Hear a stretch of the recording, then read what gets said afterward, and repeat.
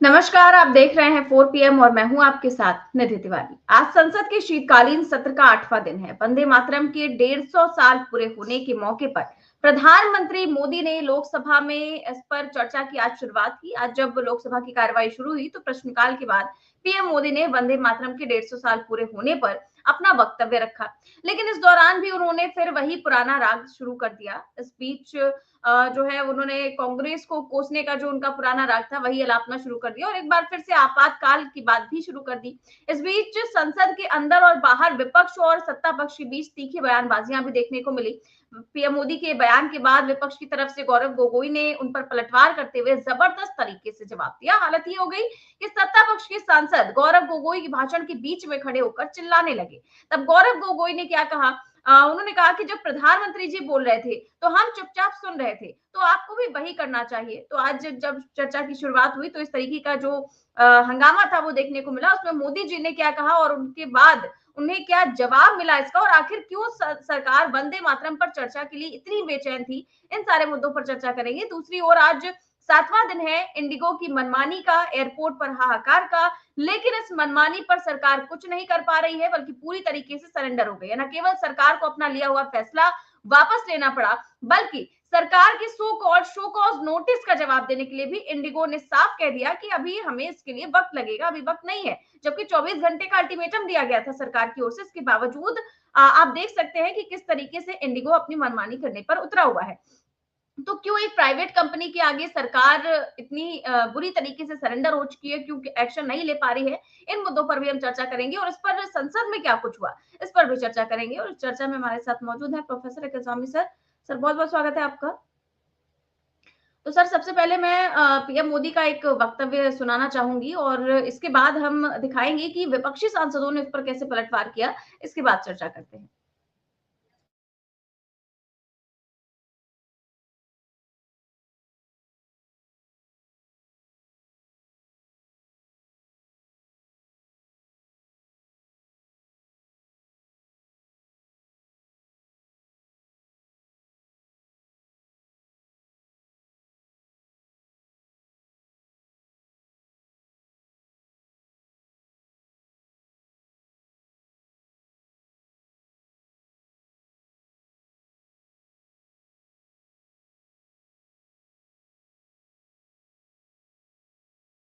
मातरम।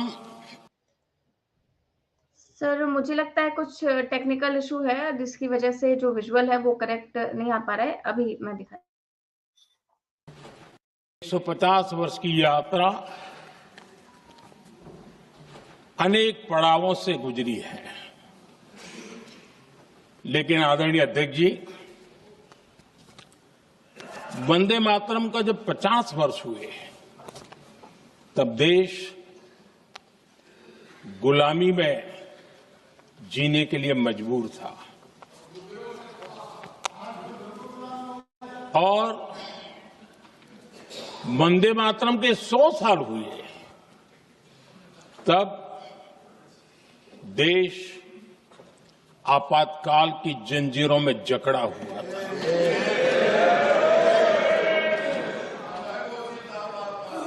जब वंदे मातरम 100 साल के अत्यंत उत्तम पर्व था, तब भारत के संविधान का गला घोंट दिया गया था। जब वंदे मातरम 100 साल का हुआ, तब देशभक्ति के लिए जीने मरने वाले लोगों को जेल के सलाखों के पीछे बंद कर दिया गया था। जिस वंदे मातरम के गीत ने देश को आजादी की ऊर्जा दी थी, उसके जब 100 साल हुए तो दुर्भाग्य से एक काला कालखंड हमारे इतिहास में उजागर हो गया। हम लोकतंत्र के गिरोह में थे।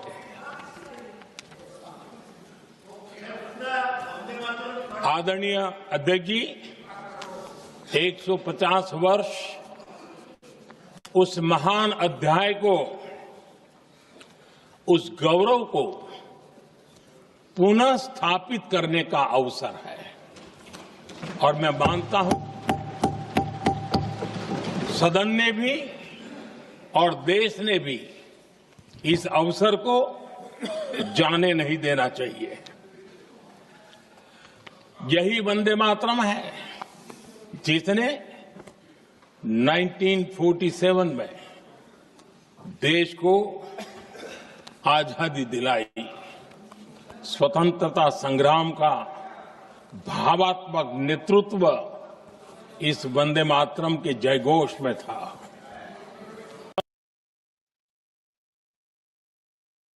50 साल पूरे होने पे वंदे मातरम के साफ तौर पर कह रहे हैं कि शुरुआत करी उन्होंने 1875 से और कहा कि 1975 में जब 100 साल पूरे हो रहे थे तो तब आपातकाल लगा दिया गया था, लोगों को जेल में डाला गया जब वंदे मातरम के 100 साल पूरे हो रहे थे। और शुरुआत करी उन्होंने 1905 और 1937 तक में जाते जाते ये कह दिया कि पंडित नेहरू को अपनी स्थिति डाबाडोल लग रही थी। जिन्ना के दबाव के अंदर 5 दिन के अंदर ही जो है कुछ स्टैंजा, कुछ लाइनें जो है पंक्तियां हटा दी गई। प्रधानमंत्री जी एक जवाब दे दीजिए, जब देश की आजादी की लड़ाई पंडित जवाहरलाल नेहरू महात्मा गांधी के नेतृत्व में लड़ी जा रही थी, ग्वालियर टैंक पे मुंबई में जब अंग्रेजों भारत छोड़ो का नारा दिया था, तो आपकी मात्र संस्था जिसके आप खुद सदस्य रहे हैं, जो आज तक रजिस्टर्ड नहीं है, वो अंग्रेजों की फौज में भर्ती होने के लिए क्यों कह रही थी, अंग्रेजों का साथ देने के लिए क्यों कह रही थी? तो उस समय अंग्रेजों के साथ खड़े होने के लिए क्या आप लोकसभा में माफी मांगेंगे? पूरे देश से माफी मांगेंगे? क्योंकि आपके आजादी के आंदोलन में आपका रवैया अंग्रेजों के साथ था, देशभक्तों के साथ नहीं।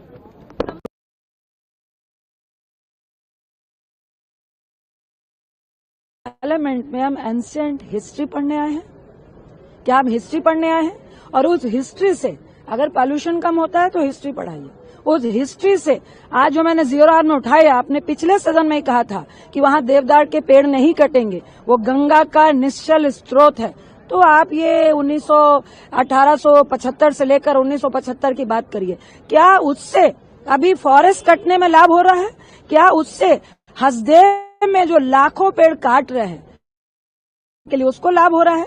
आज जो एयरपोर्ट में लोग 48 घंटे तक वेट करके आज दूसरी एयरलाइन में 4 गुना प्राइस देकर जा रहे हैं, आज दिल्ली बेंगलोर की फ्लाइट पकड़िए तो 40,000 इकोनॉमिक फेयर आ रहा है। क्या इस भाषण से क्या करंट इशू का समाधान हो रहा है? देखिए, मुझे लगता है कि ये सिर्फ और सिर्फ मुद्दों को भटकाने का काम कर रहा है। वंदे मातरम हमने भी पढ़ा है, आनंद मठ हमने भी पढ़ा है, किस तरह लोग क्रांति कर रहे थे हमने भी पढ़ा है। बिल्कुल, लोग साधु के वेश में किस तरह से मुगलों को हो या ब्रिटिश से हो लड़ रहे थे, हम लोगों ने भी पढ़ा है। लेकिन उसकी खाल उखाड़ने में आप सिर्फ एक पार्टी को दोषारोपण कर रहे हैं और करंट में जिस षड्यंत्र के तहत आज एक एयरलाइन को आप नीचे कर रहे हैं, अभी वो क्वेश्चन भी हो रहा था राज्यसभा में, क्यों नहीं जवाब दे रहे हैं कि जो पैसेंजर के साथ हो रहा है, जिस तरह 4 गुना दाम बढ़ रहे हैं, जिस तरह से पॉल्यूशन है, आप गड़े मुड़दे उखाड़ रहे हैं।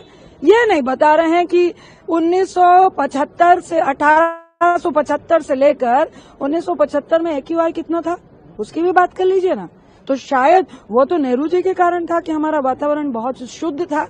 आप अभी का वातावरण, आपके बाद भी जब इतिहास उतरेगा तो क्या आप हमें ये सिखा रहे हैं? हम कहेंगे जब मोदी साहब थे, जब भाजपा की सरकार थी, तो वातावरण इतना दूषित हुआ कि हम देश की राजधानी में 400 AQI में काम कर रहे थे, जहरीली सांस रह रहे थे और पूरे फॉरेस्ट का बंटाधार किया था क्योंकि आपने कुछ उद्योगपतियों को खुश करना था। तो इतिहास तो हब का आता है। हम एक महत्वपूर्ण बात ये भी रही उनके भाषण में, और साथ ही साथ सुब्रमण्यम भारती साहब का, जिन्होंने तमिल के अंदर जो है उसका अनुवाद किया था वंदे मातरम का।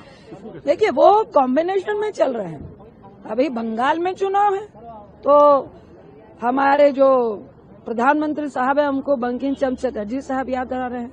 चूंकि केरल में भी चुनाव है, उधर भी तमिलनाडु में भी चुनाव आने वाला है, तो वहां पे भी उनको याद आएंगे। वो बिल्कुल सीरियल बाय सीरियल चलते हैं।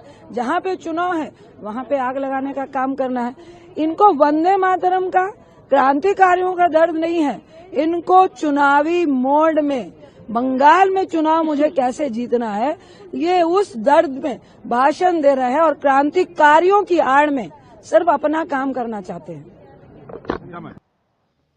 तो ये कहा सर विपक्ष ने, और इसके बाद जो है वो गौरव गोगोई खड़े हुए और उनका जो स्पीच है वो तो अभी आ ही रही है, लेकिन यहाँ पर उन्होंने क्या कहा वो लिखा हुआ है। और उन्होंने कहा कि पीएम मोदी के भाषण के 2 मकसद थे। पहला, उनकी बातों को देखकर ऐसा लगा कि उनके राजनीतिक पूर्वज खुद ब्रिटिश के खिलाफ लड़े थे। ये जो इतिहास को फिर से लिखने की मंशा उनके भाषण में दिखाई थी। और दूसरा ये कि एक चर्चा को एक राजनीतिक रंग देने का, जब जब मोदी जी किसी विषय पर बोलते हैं, नेहरू का नाम कितनी बार बोलते हैं हम रिकॉर्ड करते हैं। ऑपरेशन सिंदूर पर चर्चा में उन्होंने 50 बार कांग्रेस का और 14 बार नेहरू का नाम लिया। 2022 में राष्ट्रपति अभिभाषण पर उन्होंने नेहरू का 15 बार नाम लिया। 2020 में राष्ट्रपति के अभिभाषण पर 20 बार नेहरू का नाम लिया। आप कितना भी कोशिश कर ले, उनके योगदान पर एक भी काला दाग नहीं लगा पाएंगे। इसके आगे उन्होंने कहा कि सत्ता के लालच में बीजेपी ने बंगाल की भक्ति को समझा ही नहीं है। बीजेपी सांसद निशिकांत दुबे ने इसी वक्त गोगोई को टोका और कहा कि जब भारत का विभाजन हो गया, भारत पाकिस्तान अलग हो गया, तो मुस्लिम लीग कौन सी कॉन्स्टिट्यूएंट असेंबली का हिस्सा था। इस पर गोगोई ने कहा कि जब आपको बांग्ला सुनाई देता है तो आपको सिर्फ बांग्लादेश समझ आता है। वास्तविक में बंगाल के लोगों को आप समझते ही नहीं है। असम में बंगाल के लोग अपने आप को भारतीय नागरिक कहना चाहते हैं, लेकिन उन्होंने बांग्लादेशी होने का प्रमाण उन्हें देना पड़ रहा है। ये गौरव गोगोई ने जवाब दिया। जैसा कि मैंने कहा कि उनके भाषण के बीच में खड़े हो गए थे सत्ता पक्ष के लोग, तो इसी प्रकार से निशिकांत दुबे खड़े हो गए और इस प्रकार का जवाब देने लगे, तो गौरव गोगोई ने भी उनको सटीक जवाब दिया। अब सर, पीएम मोदी का भाषण आपने सुना, कैसे वो आए और कैसे उनका स्वागत हुआ नारेबाजी के साथ। बीजेपी के सांसद पीछे पीछे चल रहे थे, राजा की तरह वो आगे आ रहे थे हाथ जोड़े हुए। और इसके बाद जो उन्होंने भाषण दिया, फिर इस पर जो विपक्ष ने उनको जवाब दिया, इस पूरे मुद्दे पर आपकी पहली प्रतिक्रिया क्या है सर? जय संविधान।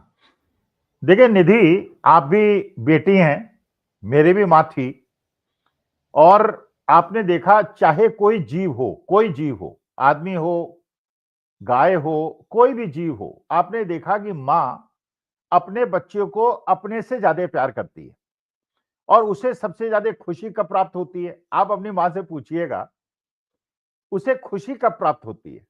आप उसके पैर छुएं, लेकिन अगर उसे उतनी खुशी नहीं प्राप्त होगी कि आप उसके गले मिल रहे हैं और पैर छू रहे हैं, मां को खुशी तब प्राप्त होगी जब उसे यह पता चलेगा कि निधि खुश है, निधि स्वस्थ है और निधि अपने जीवन में प्रसन्न है। यह हर मां की प्रवृत्ति है।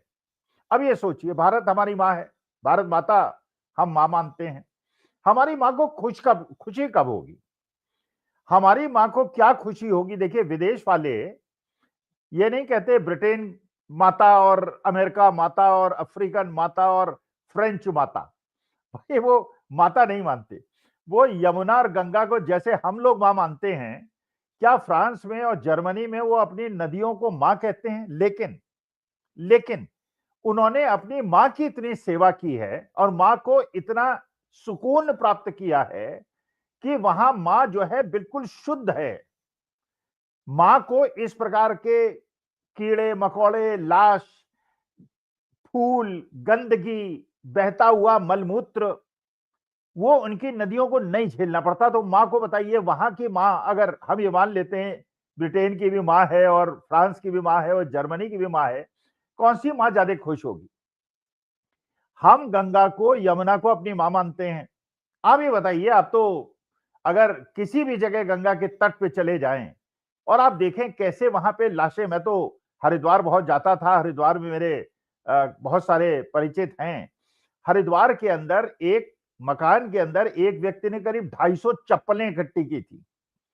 मैंने कहा भाई ये 250 चप्पलें, गरीब आदमी था, चौकीदार था जो एक प्लॉट की रक्षा कर रहा था। मैंने कहा ये 250 चप्पलें तुम्हें कहां से मिल गई? कहने साहब जो लाशें बह के आती हैं उनकी चप्पलें मैं ले लेता हूं। अब आप सोचिए, ये हम अपनी मां की सेवा कर रहे हैं। मां को इससे खुशी होगी हम भारत माता की जय बोलें, या माता को इस बात से खुश होगी कि उसके बच्चे, हम और आप, निधि तिवारी और अखिल स्वामी और जितने भी लोग भारत के 142 करोड़ बच्चे हैं, उनको सांस उनकी ना घुटे। जैसे मैं भी 4 PM में ही बात कर रहा था एक अमेरिकन NRI से, उनके यहां उस समय जो AQI था वो 23 था, 23।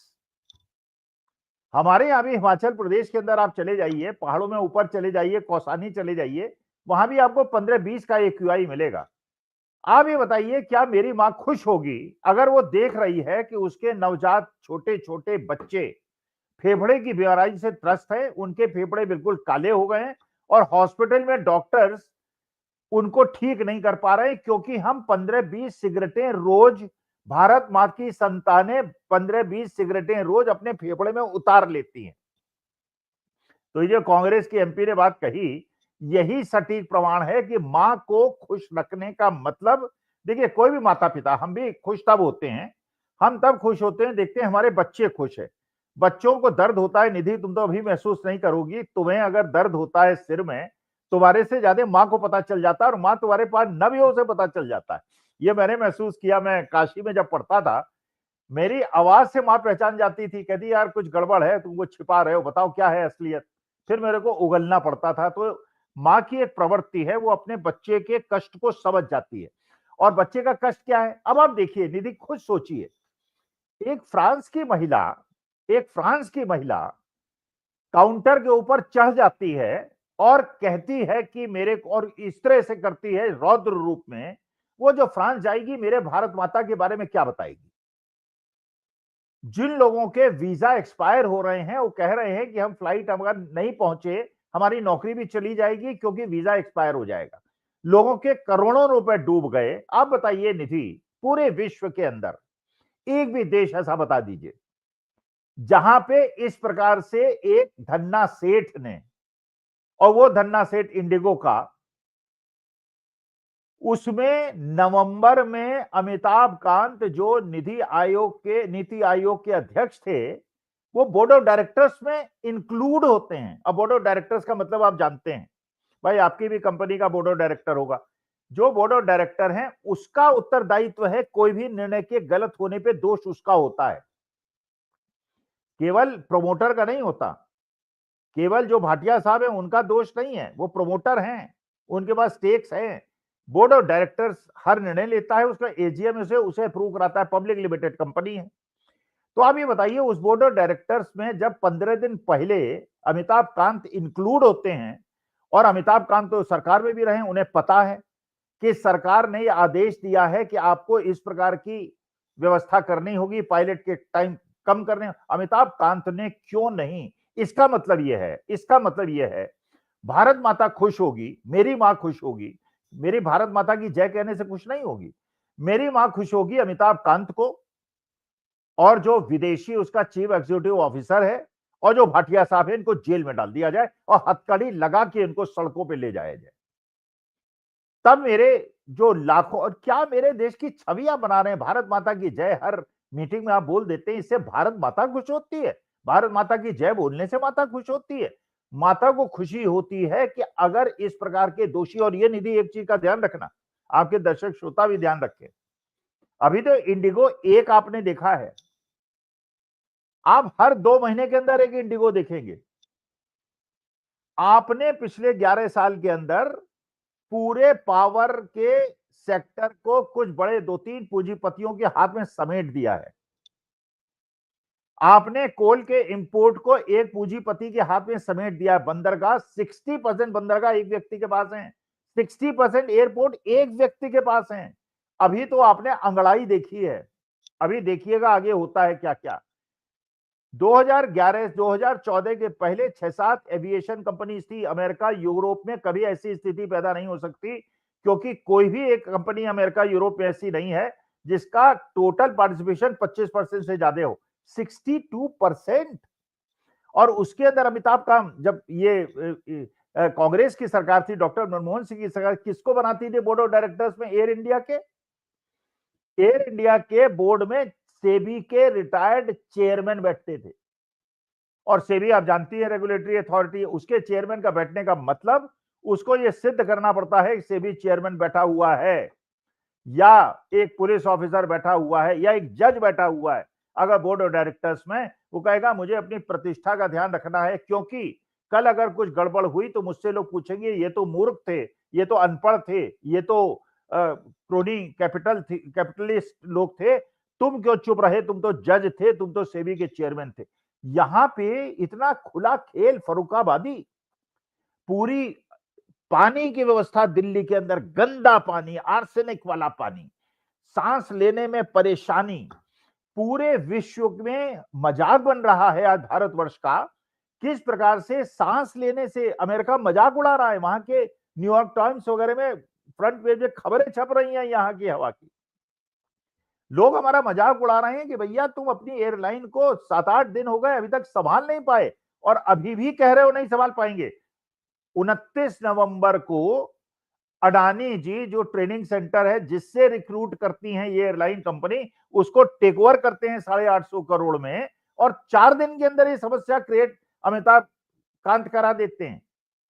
और देश की जनता को आप वंदे मातरम में और भारत माता की जय में उलझाना चाहते हैं। देखिए, मैं जानता हूं, मैं एक बेटा रहा हूं, मां नहीं है, चलिए अलग बात है, लेकिन मां को सुकून कब मिलता है और बेटे को कब सुकून मिलता है, मां को कब सुकून मिलता है, बेटी को कब सुकून मिलता है, निधि तिवारी अपने दिल से पूछ लेना और आज शाम को जाके अपनी मां से पूछ लेना, तुम्हारी मां खुश कब होती है।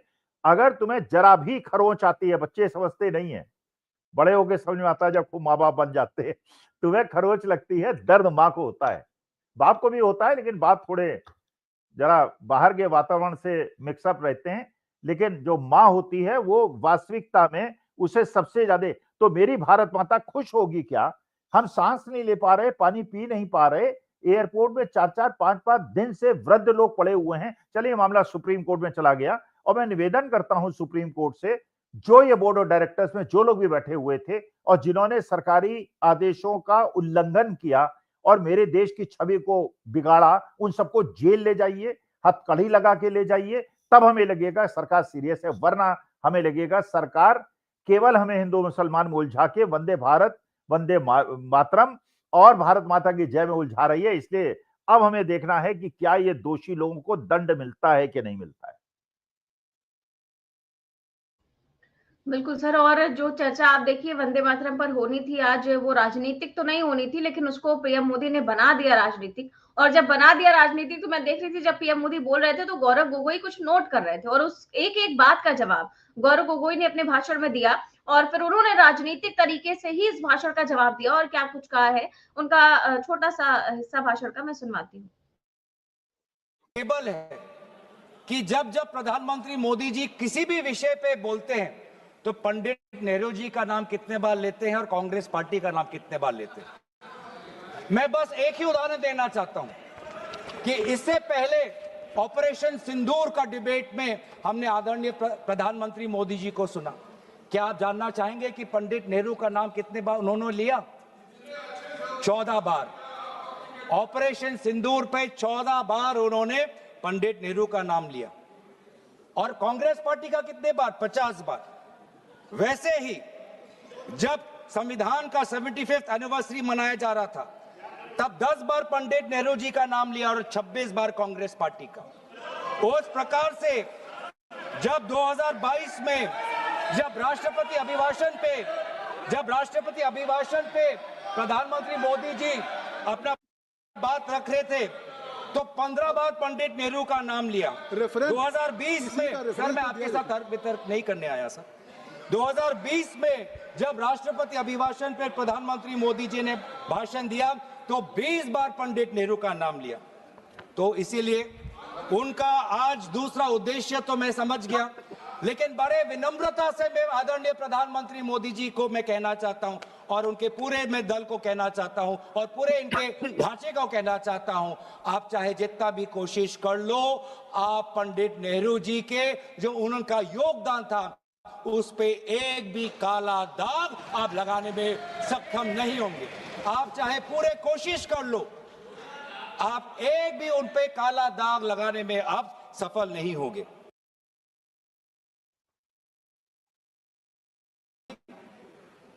वंदे मातरम किस संदर्भ में लिखा गया? ब्रिटिश के विद्रोह में वंदे मातरम का नारा कब लगाते थे? जब हम ब्रिटिश के अंदर हम खौफ पैदा करना चाहते थे। वंदे मातरम का नारा कब लगाते थे? जब हम ब्रिटिश को बताना चाहते थे कि हम डरेंगे नहीं, हम झुकेंगे नहीं। तो ये था मूल भाव वंदे मातरम का, ब्रिटिश के विद्रोह करने का। मैं पूछना चाहता हूं कि आपके राजनीतिक पूर्वजों ने वंदे मातरम की इस मंशा को आपने कब पूरा किया? कब आपने ब्रिटिश का विद्रोह किया? कब किया? अब वंदे मातरम का उद्देश्य था कि ब्रिटिश को के बीच में डर फैलाना। मैं पूछना चाहता हूं कि आपने उस मंशा को कब पूरा किया?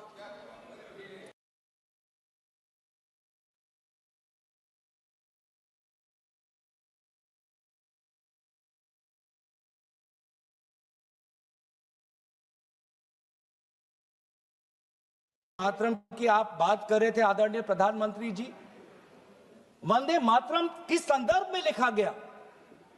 ब्रिटिश के विद्रोह में। वंदे मातरम का नारा कब लगाते थे? जब हम ब्रिटिश के अंदर हम खौफ पैदा करना चाहते थे। वंदे मातरम का नारा कब लगाते थे? जब हम ब्रिटिश को बताना चाहते थे कि हम डरेंगे नहीं, हम झुकेंगे नहीं। तो ये था मूल भाव वंदे मातरम का, ब्रिटिश के विद्रोह करने का। मैं पूछना चाहता हूं कि आपके राजनीतिक पूर्वजों ने वंदे मातरम की इस मंशा को आपने कब पूरा किया? कब आपने ब्रिटिश का विद्रोह किया?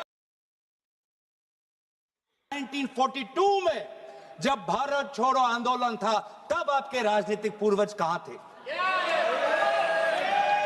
अगर आपको लगता है कि वंदे मातरम के साथ कांग्रेस पार्टी ने उसको दुर्बल करने की एक साजिश की, तो मैं पूछना चाहता हूं कि आपने जब वंदे मातरम का जो मूल उद्देश्य था कि अंग्रेजों भारत छोड़ो, तो उस भारत छोड़ो के आंदोलन में आप लोग कहां थे?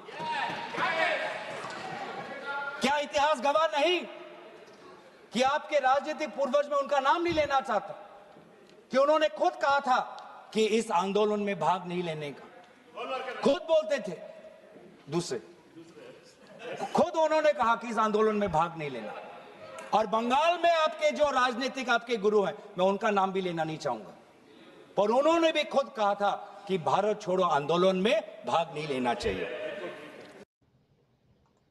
तो सर, जिस प्रकार से पीएम मोदी ने नेहरू के नाम का जाप किया फिर से, और सवाल यही उठता है कि क्या अपनी हीनता को छुपाने के लिए नेहरू और कांग्रेस के नाम की माला जपते रहते हैं पीएम मोदी? और दूसरा सवाल ये है कि क्या ये जो गौरव गोगोई ने सवाल उठाया है अभी, क्या उसका जवाब पीएम मोदी दे पाएंगे?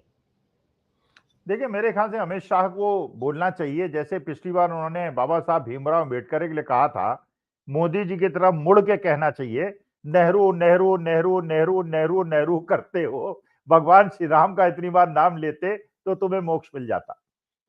देखिए, ये वही बात है कि आप भारत के अर्थव्यवस्था को आपने बर्बाद कर दिया, आपने रेल व्यवस्था को बर्बाद कर दिया, आपने एयरपोर्ट की व्यवस्था को बर्बाद कर दिया।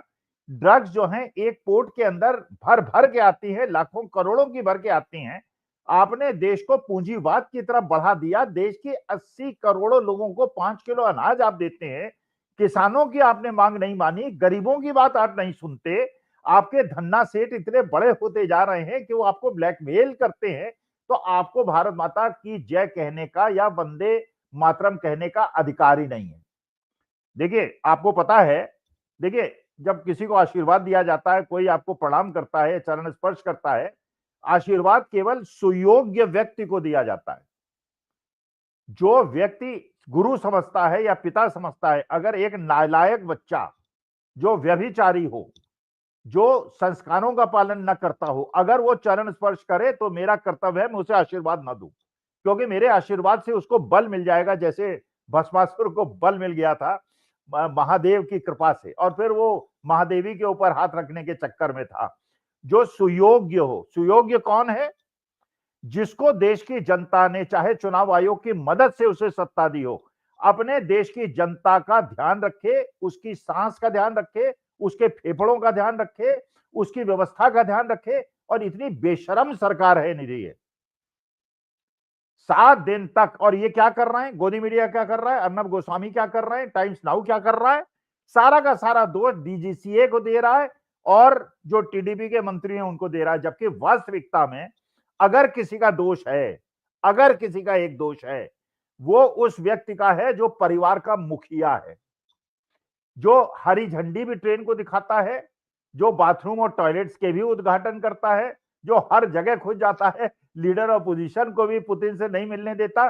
और बताइए पुतिन क्या हमारी इंप्रेशन लेके अपने देश वापस गए होंगे? उन्हें खांसी हो गई। अरे जो व्यक्ति 15-20 के एक्यूआई में सांस लेने का आदी है पुतिन, उसको आपने 400 को एक्यूआई में जाके खड़ा कर दिया। अब वो बेचारे को सांस, हमें भी अगर 15 के एक्यूआई में ले जाएं तो हमारी भी सांस घुटेगी, क्योंकि हमें 400 के एक्यूआई की आदत है। अच्छा आप सोचिए, आपने साक्षात्कार लिया। निधि ये तो तुम्हें पता होगा, बच्ची हो, तुमने अगर कोई इंटरव्यू दिया होगा, इंटरव्यू का एक सिद्धांत तुम्हें पता होगा, ये बच्चे बच्चे को पता है, नहीं पता है तो होना चाहिए। क्या कहा जाता है, आप जब बोर्ड ऑफ डायरेक्टर्स के सामने बैठे, जब इंटरव्यू बोर्ड में जाएं, कैसे बैठना चाहिए आपको? दोनों हाथ कुर्सी के हत्थे पे, पैर दोनों नीचे, और बिल्कुल मुंह सामने रखते हुए जो प्रश्न पूछे उसकी तरफ मुंह रखिए और उसको जवाब दीजिए। ये जो 2 पत्रकार आपने भेजे थे, आपने हमारी देश की पत्रकारिता को कलंकित कर दिया। पुतिन को मजाक में कहना पड़ा, पुतिन को कहना पड़ा, क्योंकि भाई पुतिन और ये डोनाल्ड ट्रंप और ये लोग जो हैं भैया बड़े बुद्धिमान लोग हैं, पढ़े लिखे हैं, एंटायर पॉलिटिकल साइंस के एमए नहीं है। जब उनसे पूछा गया कि पिछले 15 साल में सबसे योग्य प्रधानमंत्री जो आपको लगा भारत का, जिससे बहुत ज्यादा संबंध आपके इंप्रूव किए, वो कौन है जानते हैं? पुतिन ने कहा क्या यार मूर्खतापूर्ण प्रश्न है, this is a question which is insult to the question is completely out of context. अरे आप एक ऐसे राष्ट्राध्यक्ष से बात कर रहे हैं जो विश्व का सबसे ताकतवर आदमियों में गिना जाता है, आप अपनी लोकल राजनीति वहां ले जाते हैं और पैर पे पैर चढ़ा के बैठते हैं। शर्म आनी चाहिए। पुतिन के फोटोग्राफ को आप देख लीजिए इंटरव्यू में, दोनों पैर नीचे, दोनों हाथ ऊपर, और इनकी डबल उम्र का व्यक्ति है, लेकिन उसने प्रोटोकॉल नहीं तोड़ा। जब वो हिंदुस्तान आया, महात्मा गांधी की समाधि में गया, हमारे भी मूर्ख लोग हैं बहुत ज्यादा, मैंने देखा है, निधि तुमने भी देखा होगा, जब कोई भी कार्यक्रम होता है सरस्वती वंदना होती है, बहुत सारे लोगों को मैंने देखा बिना जूते उतारे जाके सरस्वती की उसमें जाके अग्नि प्रज्वलित करने लगते हैं और मां सरस्वती की पूजा करने लगते हैं। हमारे महामानव भी कई बार जूता पहन के भगवान के सामने खड़े हो जाते हैं। हमारे संस्कार क्या कहते हैं? और पुतिन ने उन संस्कारों का, उन्हें पता है भारत के संस्कार क्या है, वो जूते उतार के नंगे पैर गए महात्मा गांधी की समाधि पे, और हमारे लोग पैर पे पैर चढ़ा के जैसे किसी इंफीरियर आदमी से बात कर रहे हैं। और ये पुतिन ने इसको दिमाग में बैठा लिया होगा, हमारे देश की छवि खराब कर दी होगी। अरे पत्रकार हैं, अच्छे पत्रकार को भेजते, किसी पढ़े लिखे पत्रकार को भेजते, जो पत्रकार है उसको भेजते। ऐसे लोग आपने भेज दिए और कहने लगे कि आप भी उसी तरह बड़ी मेहनत करते हैं और आप थकते नहीं जैसे हमारे प्रधानमंत्री करते हैं। तो पुतिन ने मजाक में कहा, अरे तुम लोग 3 दिन से मुझे शैडो कर रहे हो, तुम ज्यादा थके होगे, मैं काहे के लिए थका हूं? मैं तो अपनी रूस के लिए, अपने देश के लिए संघर्ष कर रहा हूं, और जो अपने देश के लिए संघर्ष करता है वो थकता नहीं है। हम लोग भारत माता की सेवा करने में, अपनी मां की सेवा करने में थकते नहीं है। 60 रुपए पेंशन लेने वाले आदमी, 60 रुपए पेंशन लेने वाले आदमी, अंग्रेजों के दलाल, हम लोगों से इस प्रकार की भारतीयता की बात ना करें। भारत माता प्रसन्न होगी अगर हमें सांस मिलेगी, हमारे बच्चों को नौकरियां मिलेंगी, किसानों को एमएसपी मिलेगी, अग्निवीर योजना खत्म होगी, गंगा शुद्ध होगी, तो भारत माता प्रसन्न होगी। बिल्कुल सर। और अब बात करें अगर हम एविएशन सेक्टर की, जो आज हम देखने को मिल रहा है पूरे देश में, और लगातार ये तो देखने को मिल रहा था, लेकिन जब सरकार ने अपना जो फैसला है वो रद्द किया, उसके बावजूद लगातार इस तरीके का संकट बना हुआ है, उड़ानें जो है वो सामान्य नहीं हो पा रही हैं, और ये सारा सिलसिला बरकरार है। और इतिहास में इतना बड़ा संकट जो है, इतने बड़े स्तर पर एविएशन सेक्टर में मुझे नहीं लगता कि देखा गया। लगातार 7वें दिन बड़े पैमाने पर जो फ्लाइट्स हैं वो कैंसिल रही, लगभग 435 फ्लाइट्स आज भी कैंसिल कर दी गई, दिल्ली से सबसे ज्यादा फ्लाइट्स रही। और डीजीसीए ने शो कॉज नोटिस जो जारी किया था इंडिगो को, और 24 घंटे का अल्टीमेटम भी दिया था कि 24 घंटे में बताइए कि आप पर कार्रवाई क्यों ना की जाए। पर 24 घंटे बीत गए और इंडिगो ने जवाब में कहा कि अभी तो हम जवाब नहीं दे पाएंगे, जवाब देने के लिए हमें वक्त चाहिए। तो इंडिगो की ताकत आप देखिए कि सरकार बिल्कुल इंडिगो के सामने नतमस्तक है, तब जब इंडिगो के जो बोर्ड ऑफ डायरेक्टर्स, जैसे कि आपने बताया कि वो अमिताभ कांत जैसे लोग हैं, अमिताभ कांत जो मोदी जी के काफी करीबी रहे हैं, बहुत खास आईएएस रहे हैं, और startup India, incredible India, make in India जैसे जो नारे हैं, जो पूरा प्रोजेक्ट है वो भी इनके अंतर्गत हुआ। नीति आयोग के पूर्व सीईओ रह चुके हैं, G20 के शेरपा रह चुके हैं, और मोदी जी जो है अमिताभ कांत पर बहुत ज्यादा विश्वास करते हैं। वो अमिताभ कांत अब इंडिगो के बोर्ड ऑफ डायरेक्टर्स में से एक है और इतने सरकार के करीबी शख्स वहां पर है और अभी तक सरकार इस मामले में कंपनी पर कोई एक्शन नहीं ले पाई है, ना कंपनी कोई जवाब दे रही है, ना ही इस प्रकार का जो है कोई भी रवैया सरकार की तरफ से देखने को मिल रहा है। क्या आपको लगता है कि जिस तरीके से सरकार नतमस्तक नजर आ रही है, इसके पीछे की क्या वजह हो सकती है और जिस तरीके की मनमानी इंडिगो कर रही है, इसके पीछे की क्या वजह हो सकती है? भाई वजह ये हो सकती है कि जो आपने इलेक्टोरल बॉन्ड में आपने भाटिया साहब से भी पैसा लिया है, चंदा लिया है, और आपने इंडिगो से भी चंदा लिया है। देखो एक बार देखो घूस ले लो निधि, अगर गलत, यही कहते हैं गलत रास्ते में अगर पड़ गए ना तो निकल नहीं पाओगे।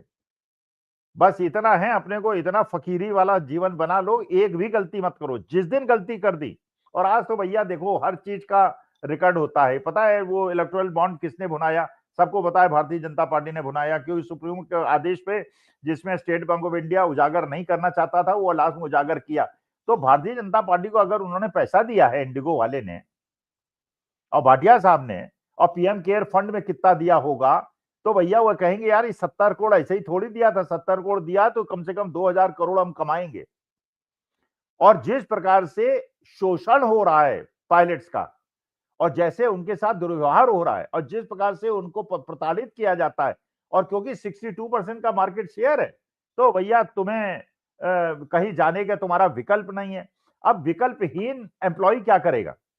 भाई आज तुम हो, मान लो, खैर तुम तो चलो 4 PM की बिल्कुल कमिटेड वो हो, लेकिन भाई एम्प्लॉय के पास विकल्प तो हो। अगर आज मान लीजिए कोई ऐसा, या 4 PM ही 98% का मार्केट शेयर अगर ले ले, तो मानी बात है विकल्पहीन हो जाएगा एम्प्लॉय, तो कुछ भी नहीं कर पाएगा। जैसे रखेगा, चाहे विधि राखे राम ताहे विधि रहिए वाली स्थिति होगी। लेकिन अगर 20 प्लेयर्स होंगे, भाई यही देखो एक पोर्टर्स मॉडल हुआ करता है निधि, मैं शायद तुम्हारे कार्यक्रम में कह चुका हूं, सबसे महत्वपूर्ण मैनेजमेंट का सिद्धांत है पोर्टर्स मॉडल। और उसका एक सूत्र यह है, bargaining power of buyer, bargaining power of seller. कोई भी उद्योग स्थापित कीजिए, देखिए बार्गेनिंग पावर किसके पास है, बायर के पास है कि सेलर के पास है। मैंने तो अपने जीवन काल में देखा, जब मैं गवर्नमेंट सर्विस से रिटायर हुआ और मैंने विकल्प देखने शुरू किए, तो एक जगह अप्लाई करता था, बार बार फोन आते थे, सर ज्वाइन कर लीजिए, ज्वाइन कर लीजिए। 5 यूनिवर्सिटी कॉल करती थी, सर हमारे यहाँ ज्वाइन कर लीजिए। आज की स्थिति मैंने ये देखी है निधि, पीएचडी स्कॉलर्स 15-15, 20-20 पब्लिकेशन, हम इंटरव्यू लेने जाते हैं एक असिस्टेंट प्रोफेसर का, पैरों में पड़ जाते हैं, सर नौकरी दे दीजिए, शादी हो गई, 2 बच्चे हो गए, घर के खर्चे नहीं चल रहे, 15,000 में नौकरी दे दीजिए। क्योंकि एम्प्लॉय के पास विकल्प नहीं है, नौकरियां नहीं है मार्केट के अंदर। तो एम्प्लॉयर जो है उसका एक्सप्लॉटेशन कर रहा है, वही पोर्टर्स मॉडल, क्योंकि because you don't have any bargaining power. वही स्थिति आज हमारे देश के अंदर बना दी है। अडानी जी, हर जगह अडानी जी ने वो ट्रेनिंग सेंटर ले लिया, अब वो ट्रेनिंग होगी, उसमें हजारों करोड़ों रुपए कमाएंगे, और 3 महीने के बाद आप सुनेंगे इंडिगो भी अडानी जी ने ले लिया। सरकार ने सब कुछ तो दे ही दिया है सर, और जिस तरीके से बेचा जा रहा है सब कुछ देश का, क्या अगली बार क्या सामने आता है वो तो हम देखेंगे ही। बहुत बहुत शुक्रिया आपका आज की चर्चा के लिए। तो आप देख रहे थे आज की चर्चा, कैसी लगी आपको हमें कमेंट बॉक्स पे अपनी राय जरूर दें, चैनल को सब्सक्राइब भी करें और ज्वाइन भी करें। नमस्कार।